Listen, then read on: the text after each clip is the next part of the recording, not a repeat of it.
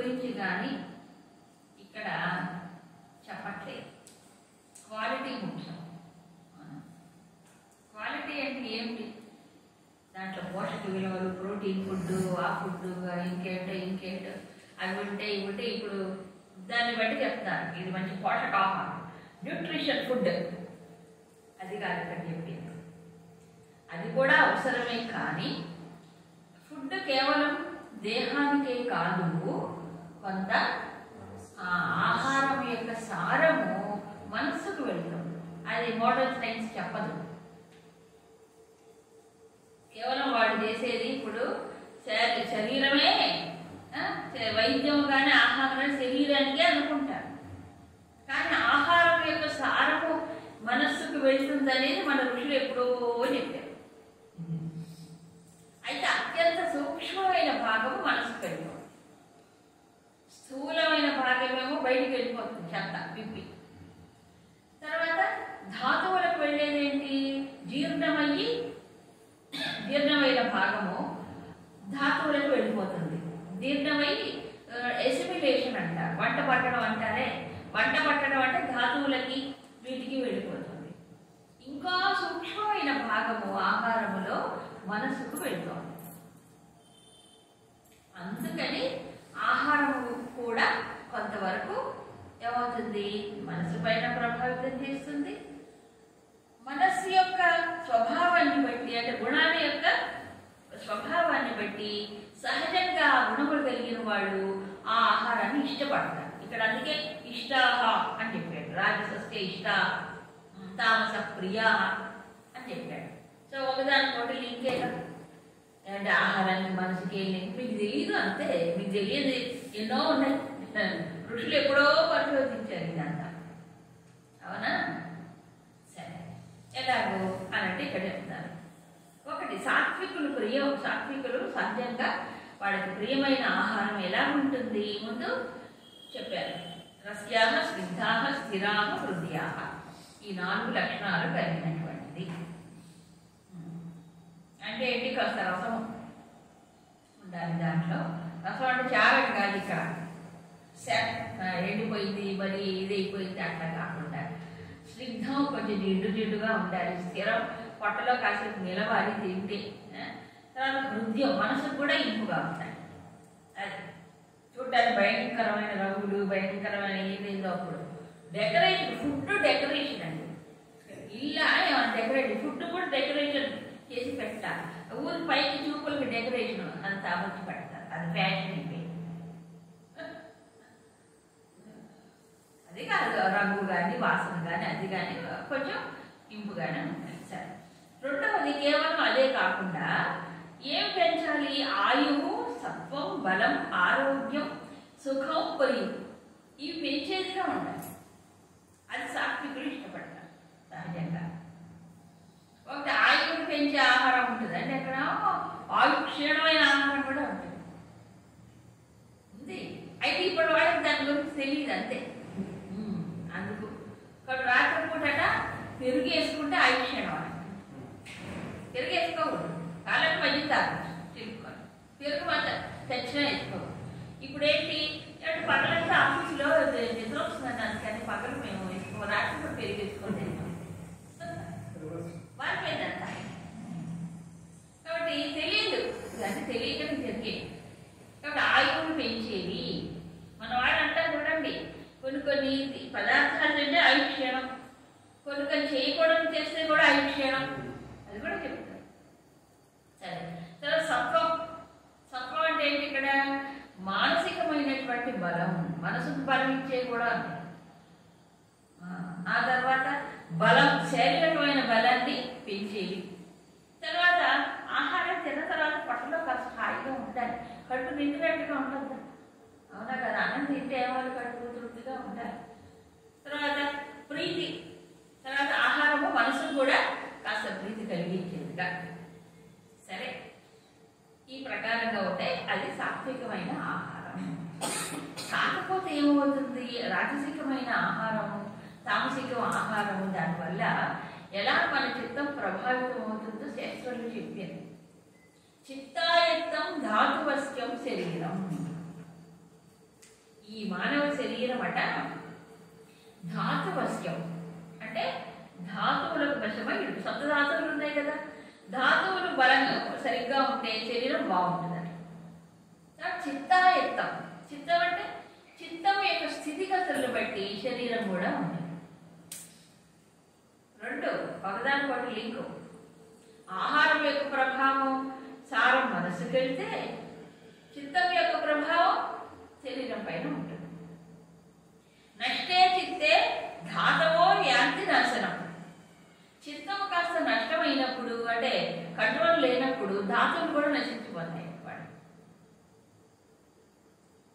ఎందుకు రెండు ఒకదానికోటి లింక్గా. తస్మాత్ చిత్తం సర్వదా రక్షణీయం, పైనకి చెప్పింది అది. కాబట్టి నువ్వు మనసును రక్షించుకో. ఎంత శరీరానికే ఎంతసేపటి దానికోసం అది దాన్ని మేపటమే కాదు, చిత్తాన్ని రక్షించుకుంటే స్వస్థే చిత్తే బుద్ధ పరస్పురంతి. చిత్తము కనుక స్వస్థితిలో ఉంటే అప్పుడు బుద్ధి బాగా ప్రచోదనం అవుతుంది. అది చెప్పాను. కాబట్టి ఇప్పుడు ఏం రక్షించుకోవాలి? ఇప్పుడు ఆధునిక యుగంలో అవేర్నెస్ బాగా పెరిగిపోయింది. ఏంటి? న్యూట్రిషన్ ఫుడ్ గురించి డాక్టర్లు చెప్పేది అది, అవునా కదా? వాళ్ళు న్యూట్రిషన్ వాల్యూస్ చెప్తున్నారు. అంటే దీంట్లో ఇంత క్యాలరీస్ ఇంత క్యాలరీ ఇవే చెప్తున్నారు. కానీ ధాతువుల గురించి వాళ్ళకి అవగాహన లేదు. ఏ ఫుడ్ ఏ ధాతువుకు ఉపయోగం, ఏది తింటే ఏ ధాతువు నష్టపోతుంది, ఎలా ఆచరణ చేస్తే ఏది నష్టపోతుంది. ఇప్పుడు కొంత కొంత అవేర్నెస్ వచ్చింది. ఏమిటి? సైకోసమాటిక్ డిసీజ్ అని చెప్తున్నారు. అంటే మనస్సు కనుక తీవ్రమైన ఒత్తిడికి కానీ తీవ్రమైన ఆందోళన గురి అయినప్పుడు దాని ప్రభావం శరీరం పైన పడుతుంది. దానివల్ల కొన్ని వ్యాధులు వస్తాయి అని చెప్తున్నారు కొంతవరకు కదా.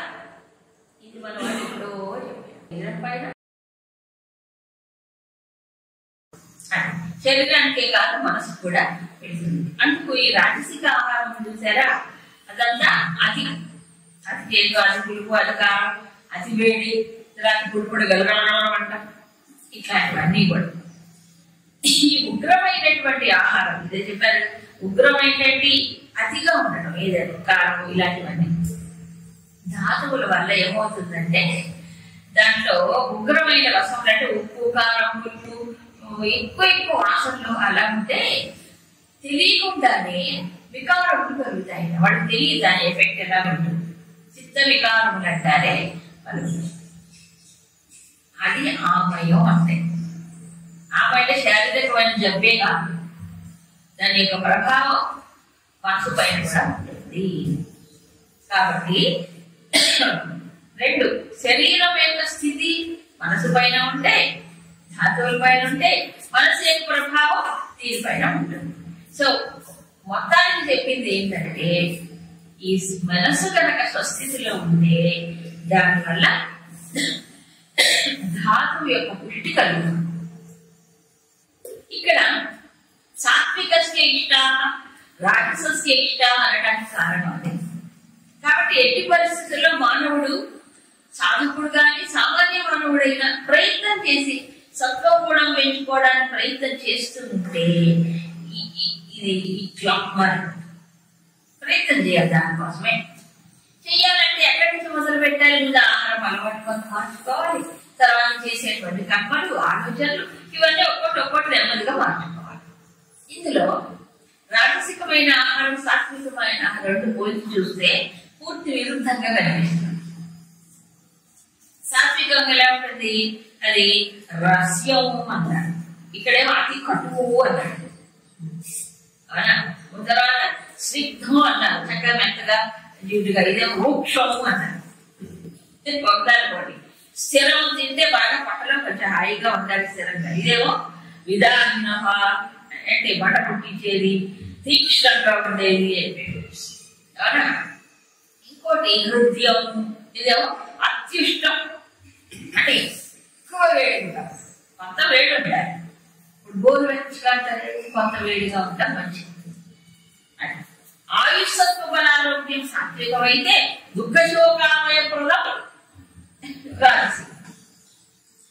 దుఃఖము శోకము ఆమె రెండు చెప్పాడు. దుఃఖం చెప్పాడు, శోకం చెప్పాడు. చెప్పలే రాజసికమైన ఆహారం వల్ల ఏమిటి దుఃఖకారకమవుతుంది, శోకాన్ని కూడా కలిగిస్తుంది. అదే దుఃఖం ఏంటి శోకం ఏంటి రెండు ఉంది కదా. డిగ్రీలో తేడా ఉంటుంది. డిగ్రీలో తేడా. ఇప్పుడు మామూలుగా కొంచెం మనసు బాధపడి దుఃఖం కలిగింది అనుకోండి, లోపల లోపల లోపల కొంచెం తట్టుకొని ఎట్లా అయినా మెయింటైన్ చేయొచ్చు. అది కొంచెం డిగ్రీ ఎక్కువ బాధ కలిగినప్పుడు శోకం కాకుండా. అవునా? ఇప్పుడు మొదటి అధ్యాయంలో ఏం చెప్పాడు అర్జునుడు? శోక సంవిగ్న మానస అంటాడు. అవునా? శోకం అంటే ఎక్కువైపోయి దుఃఖము ఇది తట్టుకోలేక నేను బయటికి కక్కేస్తాడు. శోకాలు పెట్టేస్తారు. శోకాలు పెడుతుంది అవునా? తెలుగులో శోకాలు పెడుతున్నారు అంటే తట్టుకోలేక లోపల బయటికి ఇచ్చేస్తారు. ఎక్కువ దాన్ని చేయడం లేదా ఎవరితో శోకంగా మాట్లాడటము ఆ సందర్భాల్లో. ఇప్పుడు అర్జునుడు మొదటి అధ్యాయం అంతా అదే కదా. ఎడవలే శోక పెట్ట శోకమే తట్టుకోలేక బాధ తట్టుకోలేక అర్జునుడు కృష్ణుడితో మొత్తుకున్నాడు. అది శోకం. కాబట్టి రాజసికమైన ఆహారం దుఃఖాన్ని శోకం దాకా వెళ్ళిపోతుంది. తర్వాత ఆమయం. ఆమయం అంటే జబ్బు, అంటే చిత్తం యొక్క స్థితిని ఇంపాక్ట్ చేస్తుంది, సమతుల్యతలో ఉంచాను. సరే, అందుకని రెండు పోల్చి చెప్పాను. ఇప్పుడు తామసికం. ఇది ఇంకా కొంచెం చాలా ఘోరం. అది కూడా తామసం ప్రియం అన్నాడు. తమో గుణం ఉన్నవాడికి అది ఇష్టం అంతే. అంతేగాని సత్వం ఉన్నవాడికి అది ఇష్టం ఉండదు. రజస్సున్న వాడికి కూడా అది ఇష్టపడదు. తమస్సున్న వాడికి అదే ఇష్టంగా తిన్నాడు. ఒకవాడు సాత్వికం పెట్టిన వాడికి ఇష్టం ఉండదు. విచిత్రం పరా మనసును బట్టి ఉంటుంది. ఇక్కడ యానయామం అంటే ఒక ధాము గడిచిందని చెప్పాను. కొంతమంది ఏం చెప్తారంటే మందపక్కం అంటారు.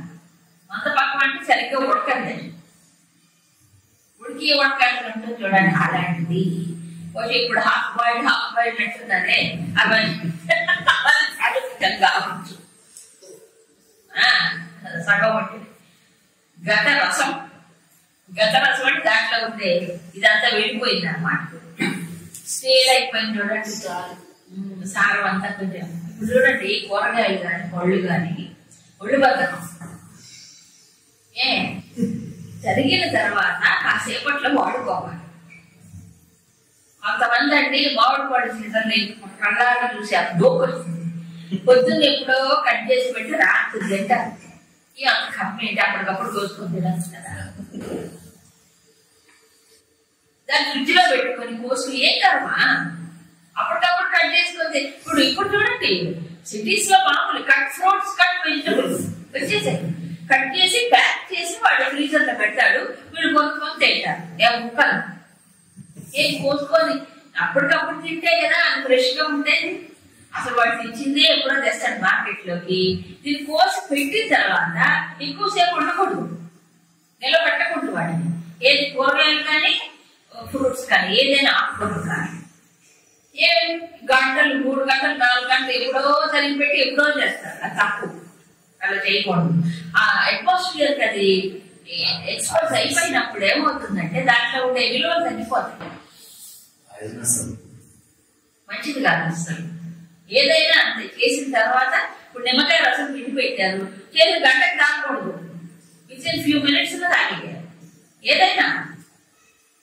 అవును, ఓపెన్ అయిపోయిన తర్వాత ఒకసారి దాంట్లో ఉండే సారం వెళ్ళిపోతుంది, తగ్గిపోతూ ఉంటుంది. సమయం పెరిగినా అది గంట రసం తగ్గిపోతుంది. అంత దానికి ఒక లిమిట్ ఉంటుంది.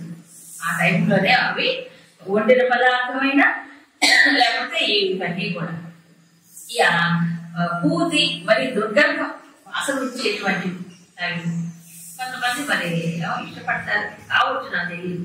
తర్వాత పరివేషితం అంటే ఇక బాగా ఏమంటే పులిసిపోవడం అంటే ఎక్కువ పులిసిపోయి ఒక రకంగా తయారై కొన్ని రోజులు సరిపడి పులి పెడతారు.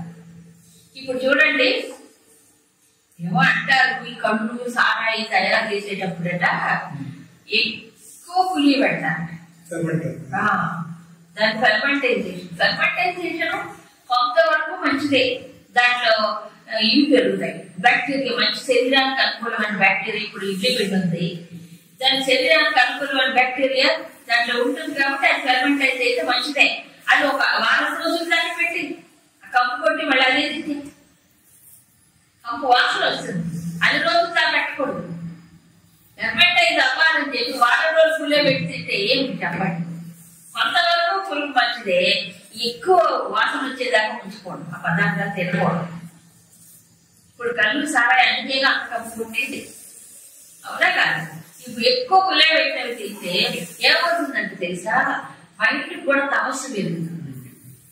ఇప్పుడు ఆ దాని వాళ్ళు ఎట్లా ఉంటారు చెప్పండి, అంతే అసలే తమస్సు. అది దాన్ని ఇంకా మైండ్ ఏమవుతుంది, దాని శక్తి కోల్పోతుంది, మన నిజా వచ్చి మంచి. అలాగే ఎక్కువ పులిగి పెట్టిన వాసన వచ్చే దానివల్ల మైండ్కి బ్యాలెన్స్ తగ్గిపోతుంది, ఉన్నది కూడా పోతుంది. అందుకు చెప్పారు. ఇకపోతే శుభ్రత శుచి లేనటువంటి అలాంటివి కూడా మంచిది కాదు. కొంతమంది ఏం చెప్పారంటే ఇక్కడ అవేద్యం అన్నదానికి కేవలం అశుచి అనే చెప్పకుండా అయజ్ఞానం, పూజకు తగనిది, అంటే భగవంతుడు నివేదనకు చేయకుండా ఉంటది, అది అవేద్యం కింద చెప్పారు. లేకపోతే దానికి తగని ఆహారం. ఇప్పుడు కొన్ని పదార్థాలే మనం భగవంతుడికి నివేదన చేస్తాం, అవునా? భగవంతుడికి నివేదన చేసిన ఎలా ఉండాలి, సాత్వికమై ఉండాలి. ఇప్పుడు గ్రామ దేవతలు అంటే వేస్తాం, పెడతాం, వాళ్ళకి ఏం పెడతారు అది, అది కూడా క్షుద్రమైనటువంటి శక్తులను ఇది చేయడానికి ఇది కోసి అది పూజ చేస్తారు, అవునా కదా? అది వేరు. ఇక్కడ ఇదేంటి, మనిషికి సాత్వికం కావాలంటే అది. తామసికులు అవే తింటారు, లేదా అమ్మవారికి కోసి పెట్టి అది తింటారు. ఇప్పుడు అమ్మవారికి పెట్టాకల్లా జనమే పని, అవునా కాదు? అట్లా నిజానికి ఆలోచిస్తే భగవంతుడు ఎవరు, ఆయనకి ఇలాంటివన్నీ ఇష్టమా? వీళ్ళు అనుకోవడం, వీళ్ళ గుణాన్ని పెట్టి అది భగవంతుడికి ఇష్టం, అమ్మవారికి వేట ఇవ్వకపోతే అమ్మగారు తినేస్తుంది. మళ్ళీ అమ్మవారి కంటే వేట కొట్టాలి, అదేదో మరి ఇవ్వకపోతే మళ్ళీ తినేస్తుంది అది అమ్మవారు. అమ్మవారు పిచ్చి నమ్మకాలు, మూఢనమ్మకాలు ఇప్పటికీ ఉన్నాయండి.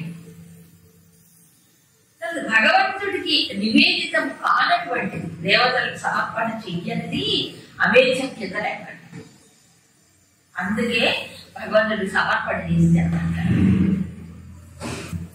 చేస్తే ఏమవుతుంది, మానసికమంగా ఒక శుద్ధమైన భావన వస్తుంది. కాబట్టి సమర్పణ చేసినప్పుడు ఆహారం కూడా శుద్ధి అయిపోతుంది. భావనతో సమర్పణ వల్లనే కదండి.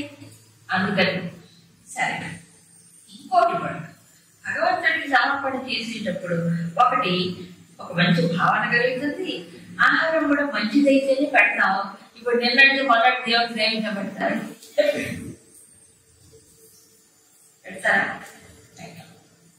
అది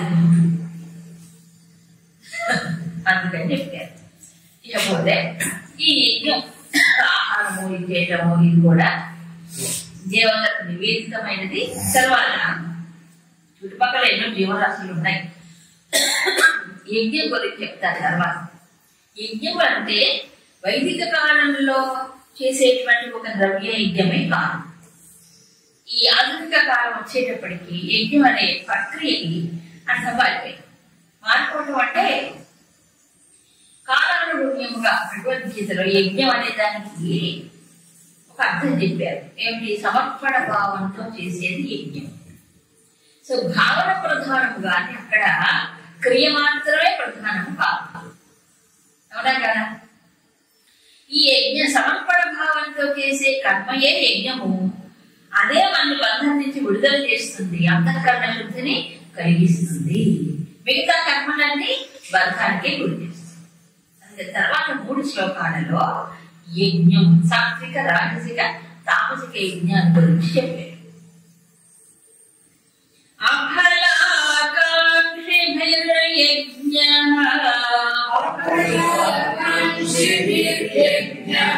విధి దృష్టో యజ్ఞతే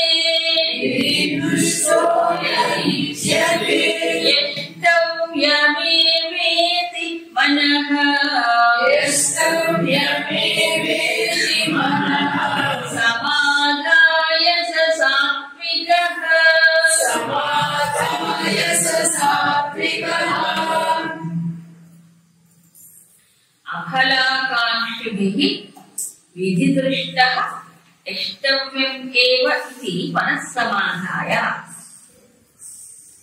అంటే 3 చెప్పారు. 4 లక్షణాలు. ఒకటి, ఎవరు ఆచరిస్తారు? అఫలాకాంక్షిభిః అంటే ఫలము యందు దృష్టి లేక కోరిక లేనటువంటి వారి చేత చెయ్యబడేటువంటి అది సాత్వికం. ఫస్ట్ క్వాలిటీ అయితే ఈ యజ్ఞం చేసిన ఏమొస్తుంది? ఫలితం మీద దృష్టి ఉండకూడదు, అప్పుడు సాత్వికం కాదు. ఫలితము అనేటువంటిది కర్మఫల సమర్పణం, అదే అక్కడ, అవునా కాదు? ఫలితం మీద దృష్టి పెట్టి చేస్తే ఏమవుతుంది? కామ్య కర్మలు అయిపోతుంది. కామ్య కర్మలు అంటే రజస్సే తర్వాత వస్తుంది, దీనికి బయట అపోతుంది. సో సాత్వికం అవ్వాలి అంటే మనం చేసిన యజ్ఞం ఏముండాలి? ఇప్పుడు ఫలితం పైన దృష్టి పెట్టడం. ఒకవేళ ఫలితం అంటే సమిష్టి కోసం తీసుకోవచ్చు, అది కూడా కోరకూడదు. ఇంకా భగవద్ అనుగ్రహం ఉంటే చాలు. భగవత్ ప్రీతి, భగవంతుడికి సమర్పణ తప్ప ఇంకోటి ఉండదు. అఫలాకాంక్ష. 2, విధి దృష్ట. దానిపైన కోరిక లేదు, ఎటువంటి అసలు చేద్దాం అనకూడదు. అది విధి దృష్ట అంటే దానికి ఒక విధి విధానం ఉంటుంది కదా చేసేటప్పుడు. ఆ యజ్ఞం కానీ ఆ విధి అంటే ఆ చెప్పిన రీతిలో, ఆ పద్ధతిలో, సరి అయిన విధానంలో చేయడం. తర్వాత ఎందుకు చేయకపోతే అనకూడదు. ఇష్టవ్యం ఇది అంటే ఈ యజ్ఞం చేయటం కానీ, ఈ కర్మ చేయటం కానీ నా యొక్క కర్తవ్యం అనే కర్తవ్య దృష్టితో చేయడం. ఇష్టవ్యం అంటే ఈ యజ్ఞం చెయ్యవలే, ఇది అంటే కర్తవ్యం అనే దృష్టితో. తర్వాత మనస్సమాధాయ, అన్నిటికంటే ముఖ్యం. మనస్సుని ఏం చేయాలి? ఏకాగ్రం చేసి మనస్సు బాగా శ్రద్ధతో దృష్టి నిలిపి చేస్తేనే సాత్వికం. ఇది ఉంటే సాత్వికం. ఇందులో ఏది లేకపోయినా అది సాత్వికం. అంతఃకరణ శుద్ధి కాదు. ఏం లేదండి, చిన్న టెస్ట్. మనం చేసిన యజ్ఞం కానీ మరొకటి కానీ అది సాత్వికం అని అంటే అది చేసేటప్పుడు మనసు హాయిగా ఉంది. అదే మనకి లోపల పొందేటువంటి ప్రసన్నత ఏదైతే ఉందో అది. ఈ ప్రసన్నత గురించి 2వ అధ్యాయం చెప్పాడు, గుర్తుందా? ప్రసాదే సర్వదుఃఖానాం నాడిరస్యోపజాయతే. ఆ ప్రసాద గుణం, ప్రసన్నత అనేది సాత్వికమైన వాటిల్లోనే లభిస్తుంది. అవునా? ఒకసారి ద్రౌపది వాళ్ళ అరణ్యాసం చేస్తున్నప్పుడు చాలా కష్టాలు పడ్డారు కదా, జీవితం అంతా కష్టాలు. ధర్మరాజు అందరూ పంచుకోవడం, అందరూ పంచుకోవడం.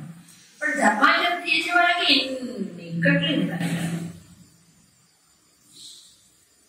పాప ద్రౌపదికి ఒకసారి అప్పుడప్పుడు బాధ, స్త్రీ కదండి, కొంచెం తట్టుకోలేక ధర్మరాజుని అడుగుతుందండి ఒకసారి, ఎంత ధర్మం అని ఎప్పుడూ ధర్మాన్నే పట్టుకున్నారు మీరు, ధర్మాన్ని తప్పించలేదు ఏ క్షణంలో కూడా, ఇంత ఆచరణ చేస్తున్నారు, ఇది చేస్తున్నారు, కష్టాలు పడడానికేనా మన జీవితంలో?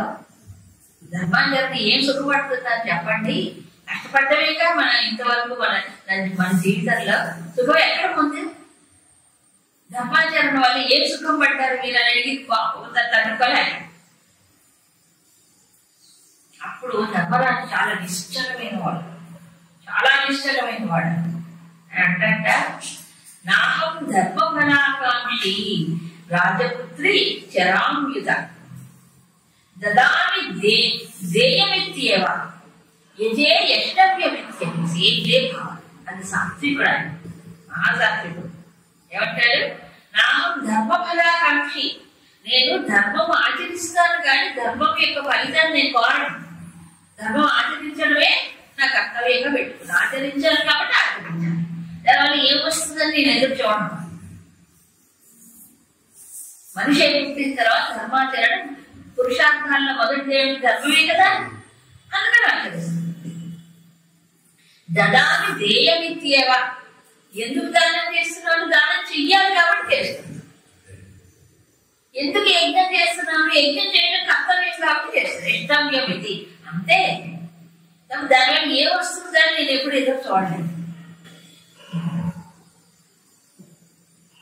ఎందుకు ధర్మరాజు సాత్వికుడు కాబట్టి ఆ సాత్వికమైనటువంటి నిష్టలో ఎంత శక్తి ఉంది చెప్పండి. ఎవరు కదిలించగలరాయని? ఎక్కడైనా ఎప్పుడైనా చెల్లించాడని ఏదైనా చెల్లించలేదు ఆ రకంగా. కాబట్టి సాత్వికమైనటువంటి కర్మాచరణ యజ్ఞం కానీ దానం కానీ తపస్సు కానీ దాన్ని బట్టి ఏమవుతుందంటే మనిషిలో ఆ శక్తి పెరుగుతుంది. ఏ శక్తి? నైతిక శక్తి, మానసిక శక్తి పెరుగుతుంది.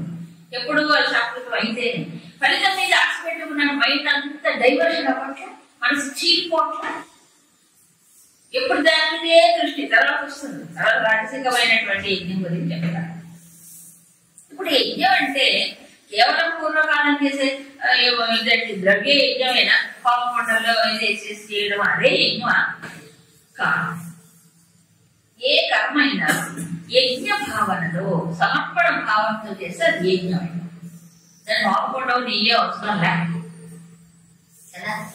అది కాబట్టి ఇతరులకు పరోపకారం చేయడం, అది సమాజాన్ని సేవ చేయడం, భూతములకు ప్రాణులకు తృప్తి కలిగించడం, లేదు ఏదైనా సరే భగవత్ ప్రీతికై అది నిష్కామంగా చేస్తే కర్మఫలం ఎందు దృష్టి పెట్టకుండా ఇది భగవత్ ప్రీతికని చేస్తే అదేమవుతుంది? యజ్ఞమే. అందుకే పూర్వం చెప్పారు చూడండి, ఆఖరి ముష్టి వేసిన కృష్ణార్పణం అంటున్నాడు. నువ్వు ముష్టి వాడు చేసి కృష్ణార్పణం అంటే అక్కడ ఉంది కూడా భగవంతుడు. అవునా? అది భగవత్ సమర్పణమైన భావనే ప్రధానం. నువ్వు ముష్టివాడు చేస్తున్నాను అనుకో కృష్ణ అనుకోని ఆవిడ నిమిషంకే పోతుంది. ఏ కర్మ అయినా సరే ఏది చేసినా అందుకు అది ఒక ప్రాణికి ఏదో మేలు చేశారు, ఏదో అది కూడా కృష్ణ. అందుకే చెప్పారు పరోపకారం పరోపకారం అన్నారు. పరోపకారం అంటే ఎవరికి ఏ చిన్న ఉపకారం అయినా అది భగవత్ ప్రీతికి అనే భావాన్ని చేసినప్పుడు సో ఇలాంటి సాత్వికమైనటువంటి దాని ఇంకోటి అసలు శాస్త్రంలో చెప్పారంటే మనిషిట పుట్టుకతోనే రుణగ్రస్తుడండి. పుట్టుకతోనే మనిషి రుణగ్రస్తుడే. దేనికి రుణం? 3 రుణాలు ఉంటాయండి మనకి. మనంతా అప్పులాడు అప్పులు తీర్చుకోవాలి. ఒకటి కూర్చొని ఋషి రుణం అనేవాళ్ళు, కానీ సృష్టికి రుణపడి ఉంటాడు. సృష్టికి రుణపడి ఉన్నాం. మనం బ్రతుకుతున్నామంటే సృష్టిలో ఎన్ని అంశములు మన జీవనాన్ని నిలబెడుతున్నాయి. మన జీవితాన్ని ఏమన్నా ఆలోచిస్తాడా మనిషి? ఎన్నిటి వల్ల మనం బ్రతుకుతున్నాం. కాబట్టి మన జీవనం మన మనడానికి సృష్టి ఆధారంగా నిలిచింది. సృష్టికి రుణపడి ఉన్నారు. అందుకని యజ్ఞం చేయమంటాడు. అందుకే యజ్ఞం అంటే సమర్పణ భావంతో చేయను. సమాజానికో దేశానికో లేదా ప్రాణులకో దేనికో ఉందండి అలా చేయాలి. భగవత్ ప్రీతి కోసమే అది చేయాలి. ఇకపోతే సమాజం సృష్టికి ఆంధ్రో మొత్తం క్రియేషన్ కి సమాజానికి రుణపడి ఉంటాడు. అందుకు తనకు వీలైనంతగా దానం. దానం అంటే దీనులకు కానీ పూజ్యులకు కానీ. ఇక శరీరానికి కూడా రుణపడి ఉంటాడు. అదేంటి నన్ను ఇంతకాలం ఉంచుకుంది కదా బాబా, ఇది ఇల్లు కదా, శరీరం అనేది ఒక ఇల్లు అంటే దేవుడు ఇచ్చేట ఉండి అసలు బాగుపడి స్నానం చేసుకో మళ్ళీ నా దగ్గర రా అని. కాబట్టి శరీరం అనేది కూడా మంది కాదు, అంతే ఆయన తయారు చేసి ఇచ్చేది ఇంట్లో ఉంటున్నాం, అది మర్చిపోతాం. దీన్ని కూడా ఎక్కడ తీసుకోవాలండి? మేము ఆల్రెడీ కర్మఫలం కదా అనుభవిస్తున్నాం. పెయిడ్ రెంట్ పెయిడ్ అన్నది, ప్రీపెయిడ్ రెంట్ అన్నది. కర్మఫలాలు కర్మతో తయారైంది కదా అనద్దు. ఏమిటి దీనికి ఎలా మనం రుణము తీర్చుకోవాలి? ఇది పంచభూతాలతో ఏర్పడేది కదా ఒక ఇల్లు, మరి భగవంతుడు ఇచ్చాడు కదా. ఎలా అంటే తపస్సు చేత తీర్చుకోవాలి. తపస్సు చేత, ఎందుకంటే పంచభూతాలన్నీ కలిసి ఏర్పడింది కదా ఇదంతా.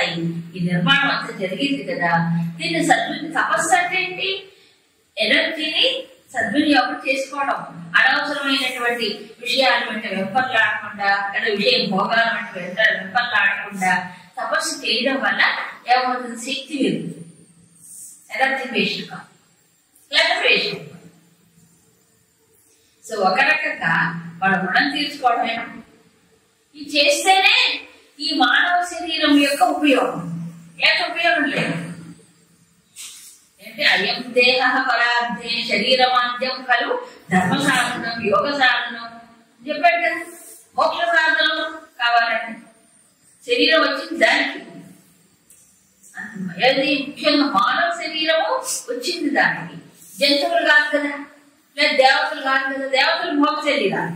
ఒక మానవుడికే యోగం చేసేటువంటి అవకాశం ఉంది, ధర్మ ఆచరణ చేసే అవకాశం ఉంది, మోక్షం పొందే అవకాశం కూడా ఉంది. కాబట్టి మానవుడే దీన్ని సద్వినియోగం చేసుకోవాలి. అందుకని శరీరాన్ని కూడా నడపడుతుందట. శరీరం మంది కాదు, పంచభూతాలు దేవుడు ఇచ్చాడు. అటు తపస్సు చేయాలి. అంటే ఇష్టం వచ్చినట్టుగా ఈ శరీరాన్ని సుఖ భోగాలకు అలవాటు చేసి దాన్ని శక్తిని వృధా చేసుకోవాలి. సమాజానికి రుణపడి ఉన్నాం. ఎంతమంది ఏం చేస్తేనో మనం కట్టుకునే బట్ట ఎవరు చేస్తున్నారు, మనం తిరిగి ఎవరు పండిస్తున్నారు, మనం కొనుక్కొని వాడుకునే వస్తువులు ఎక్కడెక్కడ ఎవరెవరో ఎంత చేస్తే కదా మన జీవితం గడిచేది. అవునా కదా? ఆ డబ్బులు పారేసి తెచ్చుకుంటున్నాం, డబ్బులు పారేసినాం, తయారు చేసేవాడు కూడా. అవునా కదా? అందుకని మొత్తం సృష్టికే రుణపడి ఉంటాడు, సమాజానికే రుణపడి ఉంటాడు. కాబట్టి యజ్ఞము దాన తపస్సు అని 3 దివ్యాలు. ఇక ఈ చేసేది సాత్వికమైతే అప్పుడేమవుతుంది? వ్యక్తికి మేలు జరుగుతుంది, వ్యక్తికే కదా ఇదంతా. సో ఎప్పుడు సాత్వికం అవుతుంది అంటే చేసేది చెయ్యమనే ఏమొస్తుందని ఎదురు చూడదు. ఈ 3 ఇదే రోజు, యజ్ఞం కానీ దానం కానీ తపస్సు. ఇష్టవ్యం ఇది చేయవలసినటువంటి కర్తవ్యం. అఫలాకాంక్ష విధి ఫలితం ఏమిటి అనే ముందే ఎదుర్కోవాలి. లాభం అది ముందు కాదు. ఎందుకంటే నువ్వు చేసేది ఏదైనా యజ్ఞం చేసినప్పుడు, యజ్ఞం అంటే ఏంటి? సమర్పణ భావన చేస్తుంది. ఒకటి చేసినప్పుడు దాని ఫలితం రాకుండా ఉంటుందా? ఈ సృష్టిలో ఒక నియమం ఉంది కదా, ఉందా లేదా? ఒక పని చేసినప్పుడు దాని తగిన ఫలితం వచ్చి తీరుతుంది. వచ్చేదానికోసం ఇది కష్టపెట్టుకోవడం రాకుండా వస్తుంది కదా, దాని మీద దృష్టి పెట్టండి. సో వివేకవంతుడైన వాడే సాత్వికమైన పని చేస్తాడంటే, బుద్ధిహీనుడు రాజసికం తామసికం అంతే. ఇప్పుడు నాకు ఆల్రెడీ వస్తుంది, నేను చేసినందుకు నాకు ఫలితం వస్తుంది కదా, మరి ఎందుకు ఇది దాన్ని ఆశించడం? ఎనర్జీ వేస్టేగా. దాని గురించి దృష్టి పెట్టకుండా నువ్వు చేసేది బాగా. అందుకే విధి దృష్టి అంటే, విధి అంటే సక్రమంగా చేయి. ఏ విధి విధానం చెప్పిందో శాస్త్రము ఆ ప్రకారంగా చేయి, అప్పుడు వచ్చేది. మనస్సమాధానం ఇంకో ముఖ్యమైన విషయం. మనస్సును నిలిపి చెయ్యాలి. ఏ పనైనా మనసు నిలిపి చెయ్యాలి. అందులో ఈ సమర్పణ భావంతో యజ్ఞం అని చెప్పారు కదా. సమర్పణ భావంతో కేర్లెస్ గా, నిర్లక్ష్యంగా సగం సగం చేయకూడదు. కొండమంగళుడు పనిలాగా చేయకూడదు కదా. అంటే సగం ఇటు సగం అటు అట్లా ఉండకూడదు. చేసేది సక్రమంగా దృష్టి నిలిపి శాస్త్ర ప్రకారం కర్మఫల దృష్టి లేని ఒకదానికోటి లింక్ అండి. కర్మ ఫలితాలపై దృష్టి ఉన్నప్పుడు విధి విధానం పైన దృష్టి ఉండదు, మనసు చెడిపోతుంది. అవునా కదా? ఏకాగ్రత దెబ్బతింటుంది. స్వాహ ఓం నమో భగవతే వాసుదేవాయ స్వాహ. అవునా? ఈ స్వాహ అన్నప్పుడు ఎవరికి సమర్పణ చేస్తున్నావు? ఎవరికి? వాసుదేవుడికి. అంతేనా కదా? ఆ నెయ్యి ఊరికి అట్ట పోసేసి దిక్కులు చూసే మనం చేసే అక్షర్లు, మనం చేసే పూట్లు అన్ని ఇట్లే దిక్కులు చూడటమే పని. చేసేవాడు చేయించేవాడు దిక్కులు చూస్తారు ఇద్దరు. దేవుడు ఏం చేస్తాడు? పాపం ఏం పరిశ్రమిస్తాడు? నా వైపు చూడరా, అయినా కలుస్తా, నా వైపు చూడరా, నన్ను తలవరా. అప్పుడు కదా వచ్చేది. అసలు దృష్టి ఉండదు. ఊరికే కాళ్ళు చేతులు పనిచేస్తాయి. ఈ రెడ పోతుంది. కాళ్ళు చేతులు కాదు దేవుడికి కావాలి. మనస్సు అక్కడ పెట్టాలి. మనస్సు నిలిపి ఇది భగవత్ ప్రీతి కోసం అని ఏ కర్మ చేసినా సమర్పణ భావతాలు యజ్ఞమే. ఇంకోటి తెలుసా అండి? పాక యజ్ఞం అన్నాడు. అంటే వంట చేయడం కూడా యజ్ఞం. పాక యజ్ఞం అంటారు. మన కోసం కదా వంట చేసుకునేది దేవుడికి ఆయనకి పెట్టు, అందుకే చెప్పాను ఆయనకి నివేదన చేయాలి. నివేదన చేసినప్పుడు అది యజ్ఞమే. దేవుడి కోసం చేస్తున్నాను అనుకున్నప్పుడు ఎంత హాయిగా ఉంటుంది. అప్పుడు శ్రద్ధగా చేస్తాం, మనసుకు బాగుంటుంది, ఆయన యొక్క స్పర్శ దృష్టి దాని మీద ఉంటుంది. అవునే కదా, అప్పుడు హాయిగా ఉంటుంది మైండ్. అబ్బా ఎవరు వంట చేస్తాలే హాయిగా టమాటో ఇప్పుడు అవి ఎక్కువైపోయి ఎందుకు చేస్తాడు? ఇప్పుడు చూడండి, హాయిగా మనసు దృష్టి నేర్పి భగవద్ భావంతో చేసేటప్పుడు దానివల్ల ఎంత మేలు జరుగుతుందండి. చేసేవాడికి మేలు, తినేవాడికి మేలు తప్పట్లా. కాబట్టి ఏది యజ్ఞము కాదు, భావనతోనే ఏదైనా. ఇకపోతే ఈ రెండవ రాజసిక